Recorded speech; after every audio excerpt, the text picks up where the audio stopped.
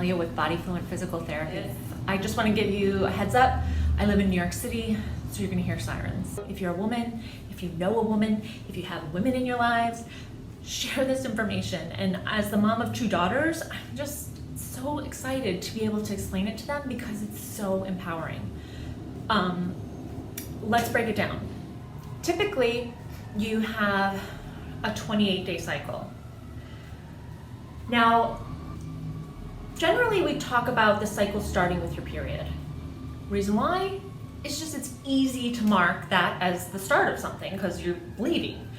So your period starts, you bleed for about 5 to 7 days.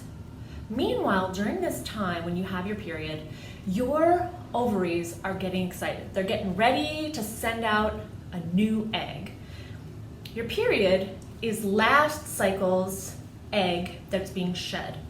So during your period, they're preparing the new egg, and this is called a follicle. A follicle is developing in your ovary, getting ready, being groomed to be released.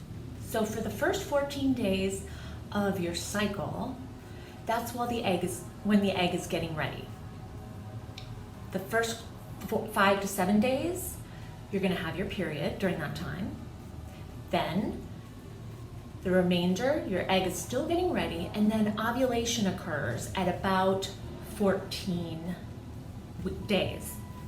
So at 14 days, that's when the follicle that is still in your ovary, it releases the egg to travel down the fallopian tubes towards the uterus.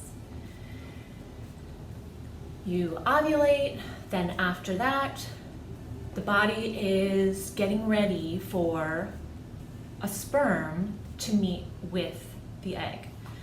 Now your body doesn't care if you like to have sex with men, if you like to have sex with women, if you prefer to have sex with yourself, it doesn't care. All it knows is that if you are a woman and you have ovaries, it is getting ready for you to have a baby. So now that it is released, your body is just focusing on making a nice bed for a, hopefully, in the body's point of view, fertilized egg to implant in the uterus. Now the lining of the uterus is called the endometrium.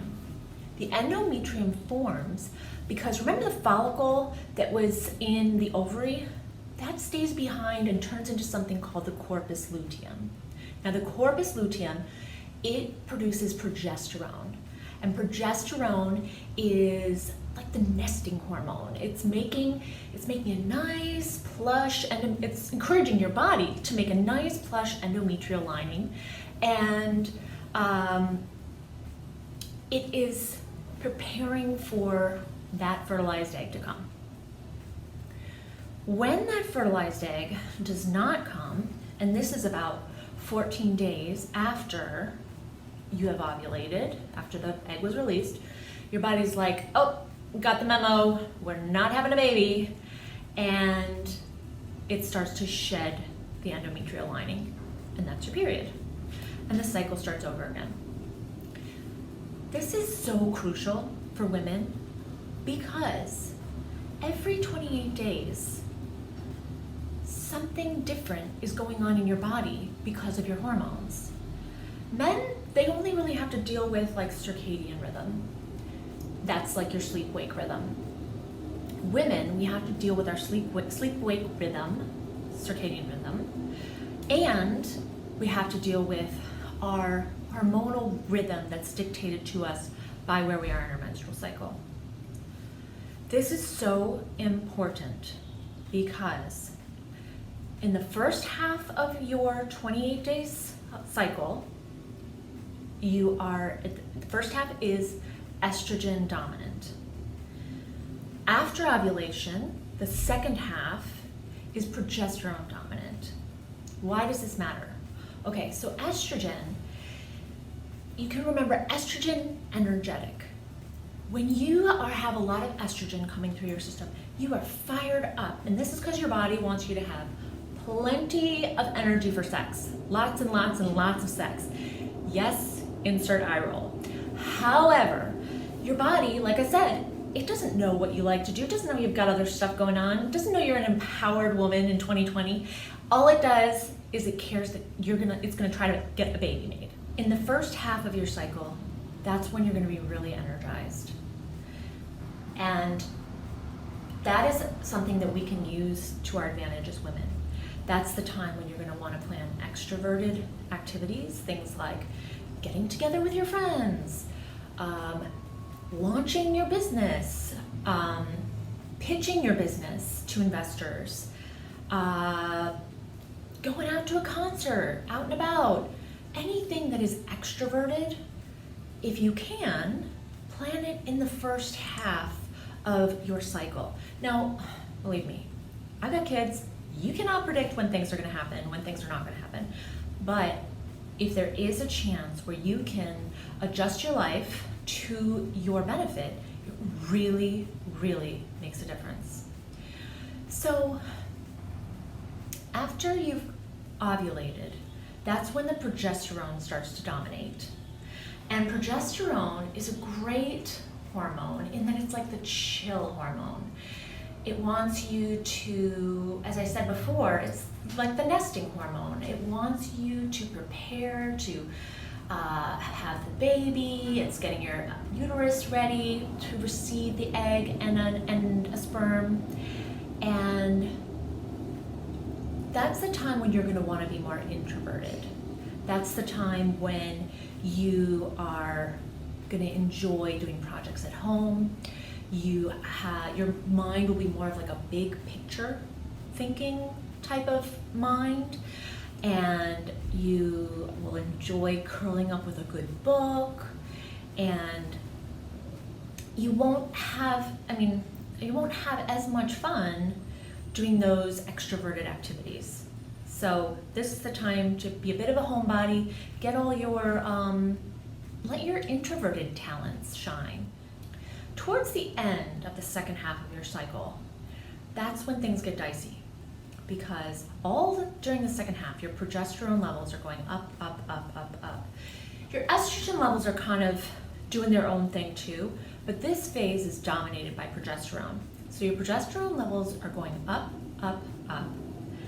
And then when your body realizes that the egg is not being fertilized, progesterone plummets. I mean plummets. So, and at the same time, you're at that end of the phase, the estrogen has also gone down. So you don't have estrogen, that feel good, energizing hormone. The progesterone has gone down so dramatically that you are going through withdrawal. This is like classic, I want to kill someone, homicidal, get the fuck away from me, angry withdrawal. And I loved learning about this because you're not crazy. At the end of your cycle, when you feel that just, I want to fight, get the fuck away from me, give me something, anything to numb this feeling, food, chocolate, whatever, you're not crazy. That is a legitimate progesterone withdrawal, and it is no joke. Why hasn't anybody ever told us this? Yeah, people talk about PMS, but PMS, that expression has always really ticked me off as a feminist because I feel like it's used against us, and it doesn't appeal to me. The concept of progesterone withdrawal really resonates with me because it implies that I didn't do anything wrong. Or it emphasizes that I didn't do anything wrong, and you didn't do anything wrong. Your body is designed to have babies, and it's not your fault that it goes through these ups and downs and hormones to try to make that happen. So, at the end of that second phase, your progesterone levels have plummeted, you don't have any estrogen to make you feel good, you feel like shit. Interestingly, and I am definitely one of these women, the day my period starts, I start to feel better. And it's ironic because you're like, oh, well, I'm bleeding, oh, that should be awful. I truly start to feel better, and it never made sense to me until I researched this article. And that is because when your period starts, you're going back into the beginning of that other phase where your estrogen levels are starting to rise again. And you're starting to feel more energetic, you're feeling better, you're feeling more extroverted, you don't want to kill as many people. So I thought that was really interesting. The other thing I gleaned from this article that I touched upon, the article that I wrote, is that we can use this to our advantage. First half of the cycle, use that as your time to shine in your extroverted endeavors. That is the time you're going to enjoy it, you're going to succeed most at it. It's a great time to do it. Second half, that's when you're going to shine in your more introverted endeavors. Do your solo work, do your own thing, and enjoy it. Don't feel bad about it. And then when you get towards the very end, that's when you got to be extra kind to yourself. And the funny thing is that even though I know this subjectively, I know this objectively, but subjectively it always sneaks up on me.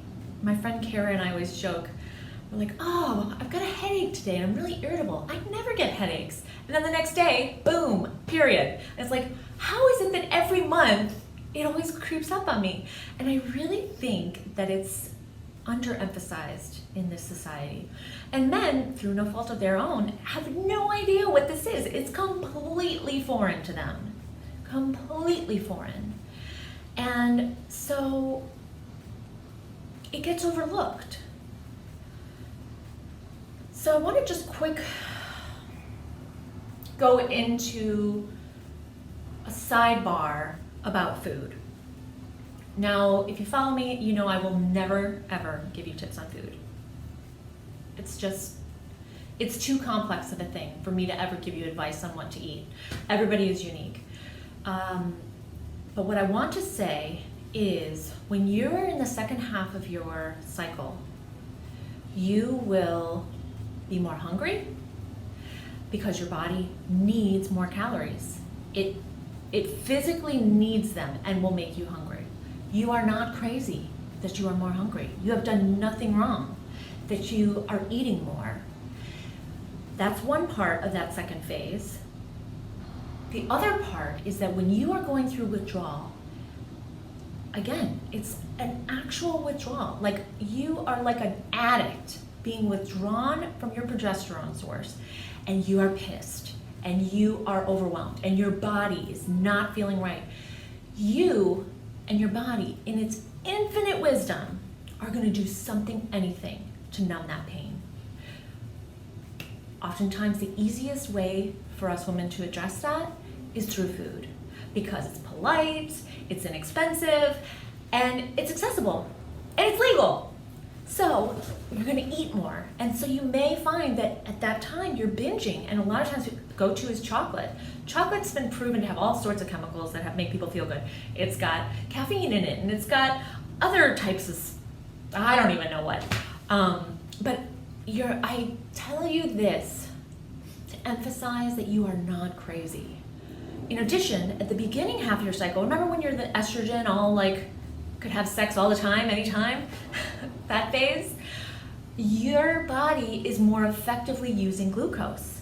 Estrogen allows your body to more effectively use glucose. So therefore, you're not as hungry. What you do eat satiates you more and sustains you better. And so that's a time where you probably won't eat as much. I want you to understand your body so that you can use it to your advantage. So a brief note on how to know where you are in your cycle. Like I said, the beginning part of the first phase is your period. And then when you ovulate, it's about 14 days after your period, on average. When you ovulate, okay, disclaimer, not everybody wants to talk about vaginal discharge, and the word discharge just grosses me out.